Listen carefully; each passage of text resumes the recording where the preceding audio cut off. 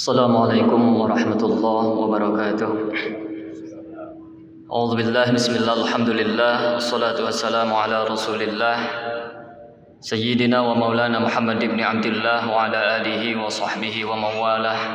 Amma ba'du.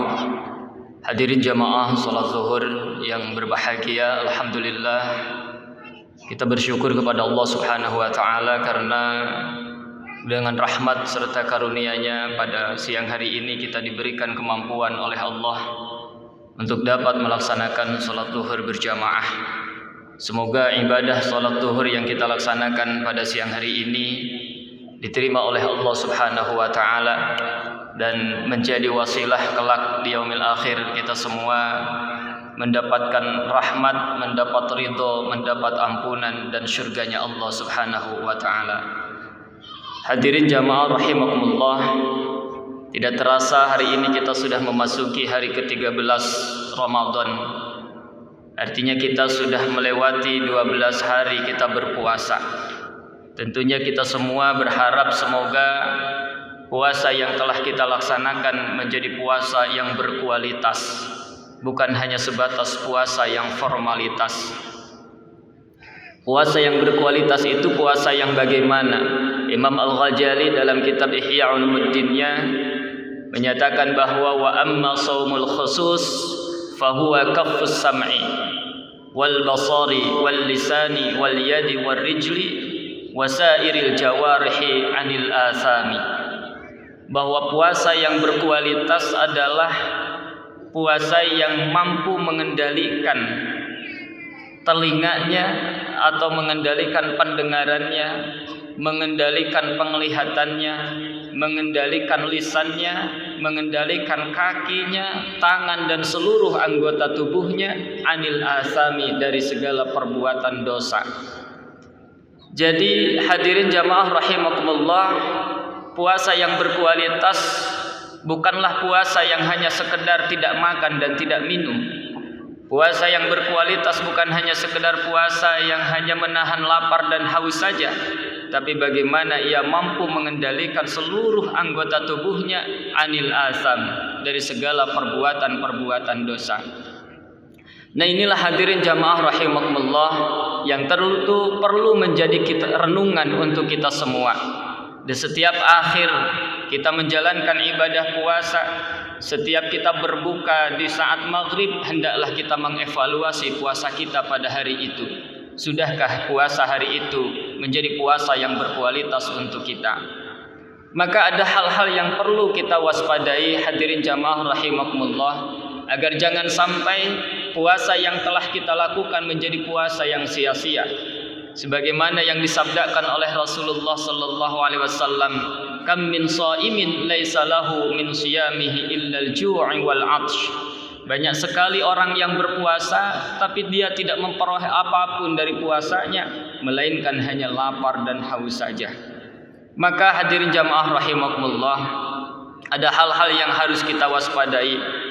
Wabil khusus hari ini kita hidup di era teknologi.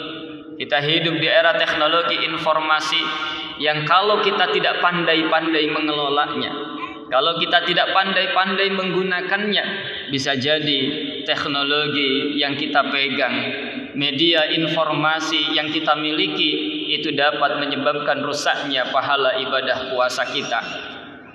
Maka ada beberapa hal yang harus diperhatikan dalam kita menggunakan teknologi informasi. Terutama hari ini kita umumnya, mungkin kita semua menggunakan media sosial. Maka ada beberapa etika yang harus kita perhatikan, sebagaimana tuntunan Allah Subhanahu wa taala di dalam Al-Qur'an terkait bagaimana kita menggunakan media sosial. Yang pertama, dalam menggunakan media sosial hendaklah kita memperhatikan Quran surah Al-Hujurat ayat ke-6. Allah Subhanahu wa taala berfirman, ya ayyuhalladzina amanu in ja'akum fasiqun binaba'in fatabayyanu an tusibu qauman bijahalatin fatusbihu ala ma fa'altum nadimin. Kita tahu bahwa di era teknologi informasi hari ini, terutama dengan media sosial, begitu mudahnya kita mengakses informasi, begitu mudahnya kita mendapatkan satu informasi, arus informasi begitu cepat. Dan itu kalau kita tidak pandai-pandai untuk memfilter, kalau kita tidak pandai-pandai untuk melihat kebenaran informasi itu, kita bisa terjerumus pada perbuatan menyebar informasi dusta. Maka dalam hal ini Allah mengingatkan dalam Quran surah Al-Hujurat ayat ke-6, kata Allah, wahai orang-orang yang beriman, apabila datang kepadamu satu informasi yang datang dari orang fasik, ya ayyuhalladzina amanu, wahai orang-orang yang beriman, in ja'akum fasiqun binaba'in fatabayyanu, kata Allah. Jika datang kepadamu orang fasik membawa satu kabar berita, maka jangan percaya begitu saja. Fatabayyanu. Imam Ibnu Katsir mengatakan bahwa bukan hanya saja informasi yang datang dari orang fasik, tapi juga informasi yang kita terima tanpa jelas sumbernya.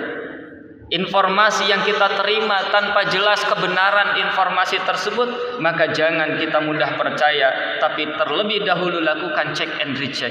Fatabayyanu.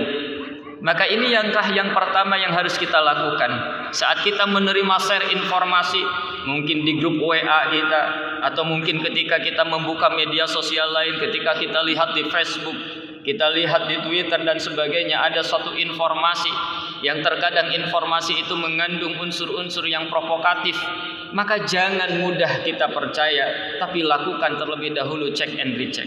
Fatabayyanu, kata Allah, hendaklah kamu lakukan check and recheck. Kemudian yang kedua yang harus kita perhatikan dalam menggunakan media sosial adalah Quran surah Al-Hujurat ayat ke-11. Allah berfirman, ya ayyuhalladzina amanu la yaskhar qaumun min qaumin asa ayyakunu khairam minhum wala nisa'un min nisa'in asa ayyakunna khairam minhunna. Kata Allah yang maknanya wallahu a'lam bissawab, wahai orang-orang yang beriman, janganlah engkau mengejek suatu kaum, janganlah engkau menghina suatu kaum, karena bisa jadi orang yang kamu hina, orang yang kamu ejek, justru dia lebih baik daripada kalian. Begitupun seorang wanita jangan pernah mengejek wanita yang lainnya, karena bisa jadi yang mengejek atau yang diejek itu lebih baik daripada yang mengejek. Artinya apa? Maka jangan sampai kita gunakan media sosial untuk menebar kebencian. Jangan sampai kita gunakan media sosial untuk menyampaikan caci maki kepada orang lain. Jangan sampai di media sosial kita saling menghina, kita saling mengejek, kita saling merendahkan. Jangan juga kemudian di media sosial kita saling menjuluki orang lain atau satu kelompok dengan julukan-julukan yang buruk. Sebagaimana Allah pun nyatakan di dalam ayat ini, wala tanabazu bil alqab. Jangan kamu panggil orang lain dengan julukan-julukan yang buruk. Kemudian berikutnya yang ketiga yang harus kita perhatikan dalam menggunakan media sosial adalah ayat berikutnya dalam Quran surah Al-Hujurat, yakni ayat ke-12. Di dalam ayat ke-12 Allah mengatakan, ya ayyuhalladzina amanu jtanibu katsiran minadh-dhanni. Maknanya wallahu a'lam bissawab, wahai orang-orang yang beriman, jauhilah olehmu banyak berprasangka. Inna ba'dadh-dhanni ismun, karena sebagian dari prasangka itu adalah dosa. Wala tajassasu wala yaghtab ba'dukum ba'dha. Dalam bermedia sosial maka hindarilah sikap prasangka buruk terhadap orang lain. Dalam kita menggunakan media sosial, jangan pernah kita sengaja mencari-cari keburukan orang lain. Dan jangan juga jadikan media sosial sebagai media untuk kita menyebarkan keburukan orang lain. Maka hadirin jamaah rahimakumullah, kalau dulu orang berghibah itu harus berkumpul dulu baru bisa berghibah, hati-hati hari ini orang dengan tempat yang berbeda dia bisa berghibah, yakni ghibah online, mungkin di WA group atau di tempat-tempat lainnya. Maka hati-hati, jangan sampai kemudian media sosial yang kita gunakan hari ini justru akan merusak dan menggugurkan ibadah-ibadah yang kita lakukan, termasuk diantaranya adalah ibadah puasa. Dan kemudian yang terakhir, bahwa yang harus kita perhatikan dalam kita menggunakan media sosial adalah Quran surah Al-Hujurat ayat ke-13, ya ayyuhan nasu inna khalaqnakum min dzakari wa unsa wa ja'alnakum syu'uban wa qabaila lita'arafu inna akramakum indallahi atqakum.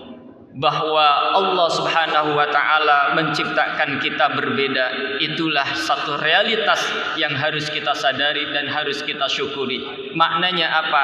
Maka jangan sampai kemudian di media sosial kita menyebar kebencian kepada kelompok lain yang berbeda dengan kita. Jangan sampai di media sosial kita gunakan justru untuk menyebar kebencian kepada pihak lain yang berbeda dengan kita. Kenapa? Karena sesungguhnya perbedaan merupakan fitrah, merupakan anugerah yang Allah Subhanahu wa taala berikan kepada kita. Yang Allah menciptakan perbedaan itu tujuannya, kata Allah, adalah lita'arafu, supaya kalian saling mengenal. Lalu di ayat ini Allah menegaskan kepada kita, inna akramakum indallahi atqakum, bahwa orang yang paling mulia di sisi Allah Subhanahu wa taala adalah orang yang paling bertakwa. Hadirin jamaah rahimakumullah, itulah yang dapat saya sampaikan. Kurang lebihnya mohon maaf. Hadanallahu wa iyyakum ajmain. Wallahul muwaffiq ila aqwamit thariq. Wassalamu alaikum warahmatullahi wabarakatuh.